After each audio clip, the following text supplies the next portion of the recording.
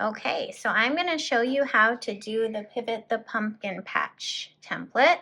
And what you would do is go ahead and print this off. You could do that on regular printer paper, just to make a note that needles don't last forever. And so if you want to be really careful, you can get a lot softer of a paper and print it off on that. I'll put a link in below the PDF so that you can find some options for that.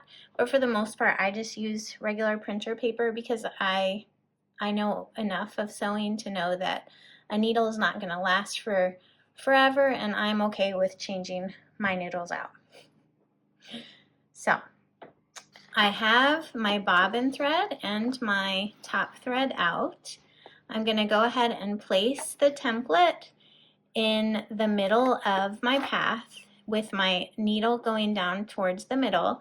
And this is good practice for learning how to stitch right in this middle ditch here.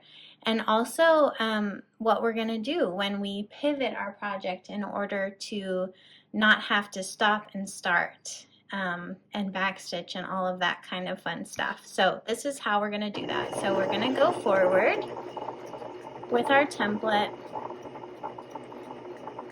It's always a little weird when you don't have thread in there, but it's for a purpose, and it's always interesting to see where our sewing ends up on this line. And then as I get close to the end of this path, I'm going to slow down by lifting my foot off of the pedal a little bit. And then as you can see on my machine, as I slowed down, my needle slowed down, and it's actually down right now. So I'm going to simply lift my presser foot and pivot the paper so that it's now lined up on this path. Now the next corner, I'm going to show you how to do that even if your needle is up. So I'm going to go down all the way.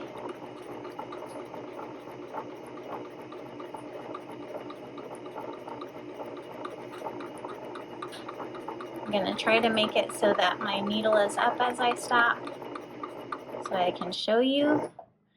And say that I reach the end and I want to pivot, but my needle is down, so I'm going to go over to my manual hand turn and then put my needle back down. So it's that simple. And then I'll be able to turn and pivot. And I can practice it all the way around the pumpkin patch a few times to get ready. Next, I'm going to show you how to do that with actual fabric.